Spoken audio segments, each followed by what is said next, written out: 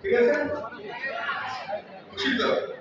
আর অনেক উপদেশ দেওয়া হয়ে গেছে, একটু মানতে পারলে জীবন মোটামুটি পার হয়ে যাবে নাকি? আমরা আশা করি যে আমরা এই উপদেশগুলো মেনে চলব। এখানে আমার দাঁড়ানোর দুটি উদ্দেশ্য হচ্ছে যে মানব দ্রব্য নিয়ন্ত্রণ অধিদপ্তরকে ধন্যবাদ যে এই ধরনের একটি আয়োজন আমাদের সবচেয়ে সচেতন জনগোষ্ঠী, অর্থাৎ আমাদের জনগণের মধ্যে সবচেয়ে সচেতন অংশ কারা? স্টুডেন্টরা, তাই না? এখানে যাদের সামনে আমরা দাঁড়িয়েছি, সবচেয়ে সচেতন যে অংশ, তাদেরকে আমরা একটা গুরুত্বপূর্ণ বিষয়ে এখানে জানাতে এসেছি। জানানোর উদ্দেশ্য কিন্তু এটা নয়, আমি ব্যক্তিগতভাবে মনে করি যে মাদক থেকে তোমরা দূরে থাকবা, এটা জানানোর কোনো উদ্দেশ্য নেই। উদ্দেশ্য হচ্ছে যে আমাদের রাষ্ট্র গঠনে এবং আগামী বাংলাদেশ পরিচালনায় তোমরা এখানে যারা আছো প্রত্যেকেরই অমিত সম্ভাবনা আছে, এবং এই অমিত সম্ভাবনাগুলোকে নষ্ট করে দিতে পারে আজকে যে কথাগুলো বলা হলো, যে বিষয়গুলো এখানে তুলে ধরা হলো। এই মাদক বলতে যত কিছু আছে সবকিছু নষ্ট করে দিতে পারে। বলার উদ্দেশ্য হচ্ছে যে এই থেকে দূরে আমাদের থাকার বাধ্যবাধকতা আছে, থাকতেই হবে, কারণ আমরা জন্মগ্রহণ করেছি মানুষ হিসেবে, তাই তো? এবং মানুষই একমাত্র প্রাণী যারা নিজেরা নিজেদের ক্ষতি করে, নাকি বলো? একমাত্র প্রাণী মানুষ, অর্থাৎ আমি আমার নিজেরই ক্ষতি করি, আর কোনো কিন্তু জীবজন্তু নিজের ক্ষতি করে না।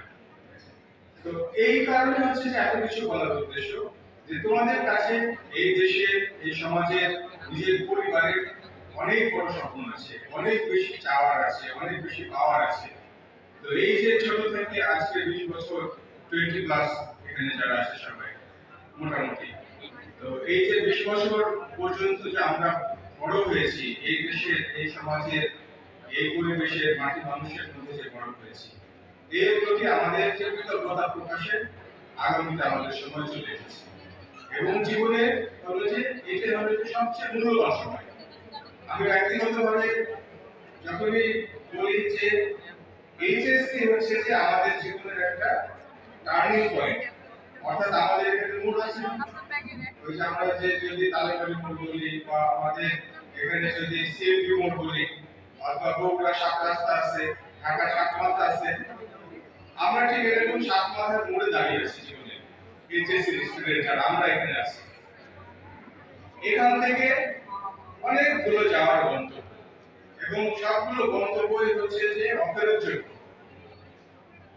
এইচএসসির পরে আমরা যে যে রাস্তায় চলে যাব, এই রাস্তা থেকে আমরা ব্যাক করতে পারবো, আর কাম ব্যাক করতে পারবো। এটা আমার জীবনের শেষ যাত্রা।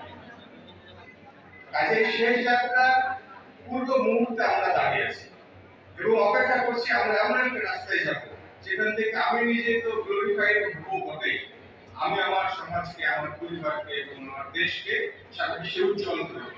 এরকম অনেক বড় স্বপ্ন আমাদের প্রত্যেকের মনের মধ্যে আছে। তো কাজে এই স্বপ্নের বাস্তবায়ন করার জন্য আমাদেরকে দুটি কাজ করতে হবে, আর কোনো দরকার। প্রথম কাজ হচ্ছে যে আমাদের যারা বন্ধু আছে, এই বন্ধুদেরকে আমাদের বেছে নিতে হবে।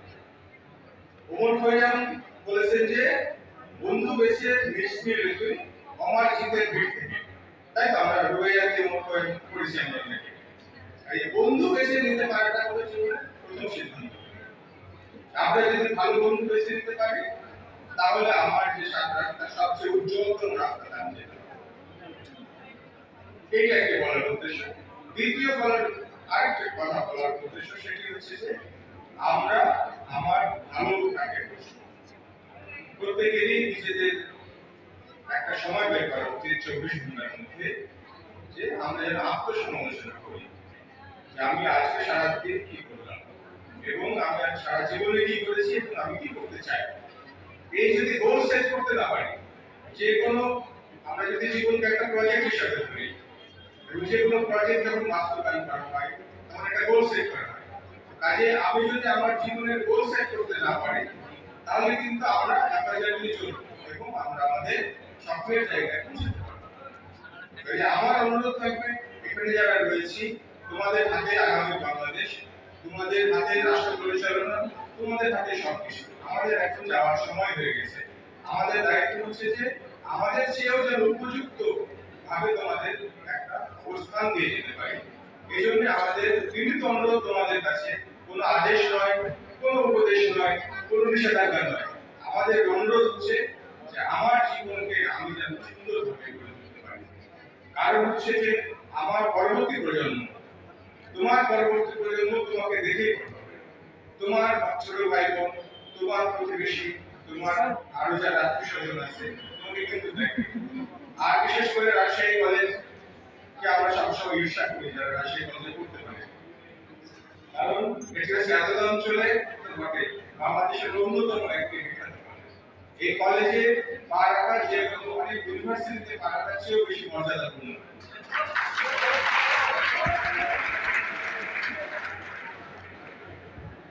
এই মর্যাদাপূর্ণ পরিচয়কে আমরা আরো মর্যাদাপূর্ণ করতে চাই।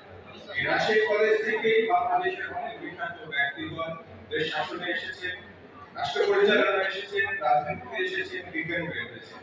আমরা আশা করব আজকে এখানে যে 200-300 জন উপস্থিত আছে তাদের মধ্য থেকে আমরা সবাইকে পাবো কোনো না কোনো পর্যায়ে দেশ গঠনে তারা কাজ করছে।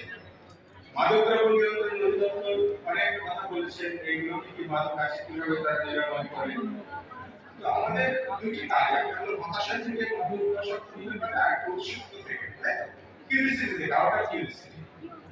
আমরা দেখেছি যে অনেক নায়ক নায়িকা বা এরকম সিনেমাটিক তাদের অংশগ্রহণ করে, তাদের মতো আমরা চুল কাটি, তাদের মতো আমরা ড্রেস করি, তাদের মতো মডেল হতে চাই।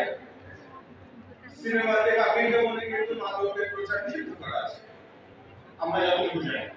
কিন্তু আমরা ইদানিং সিনেমাগুলোতে কি দেখছি, কোন একটা নিচে একটা ক্যাপশন লিখছে যে সব সংবিধিবদ্ধ সতর্কীকরণ, ধূমপান ক্ষতিকর, মদ্যপান ক্ষতিকর, কিন্তু সিনেমার অর্ধেকটাই ধূমপানের মদ্যপানের মধ্যে চলছে। বনলতা এক্সপ্রেস কে দেখেছে?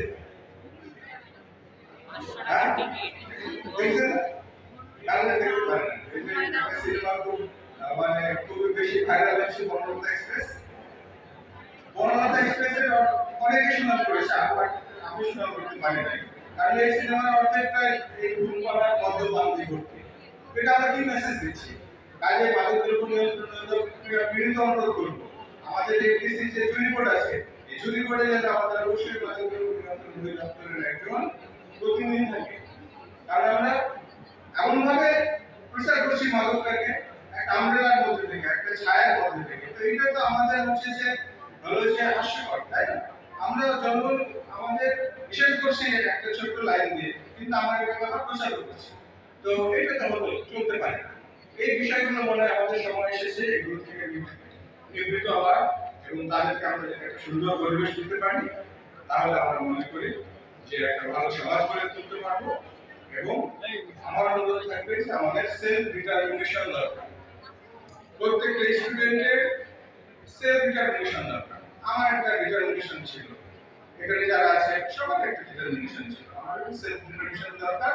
তার মূল প্রতিপাদ্য হবে যে আমি খারাপ হব না, আমি খারাপ হব না, এটাই আমার প্রতিপাদ্য। এর থেকে আমরা ভাষা সম্প্রসারণ অনেক কিছু বের করতে পারি।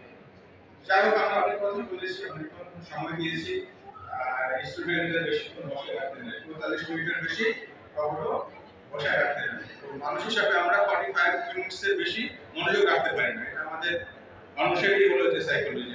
আমাদের মনোযোগ বিশেষজ্ঞ আছে, উনি আরো ভালো করতে পারবেন। আর আমরা এখানে অনেক না পাওয়ার এখানে হলো যে ব্যয় করেছি, ভালো কাজে ব্যয় করেছি। আমার মনে হয় যে এই অনেক না পাওয়া আমাদের জীবনের অনেকেরই জীবনের গতিপথ বদলে দেবে, এবং সেই গতিপথ বদলে যাক ভালোর দিকে, এই প্রত্যাশা ব্যক্ত করে আমরা শেষ করছি। ধন্যবাদ।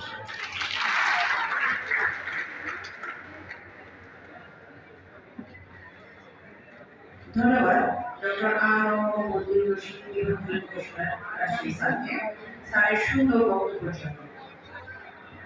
এবার অনুষ্ঠানের শেষ পর্যায়ে এসেছি।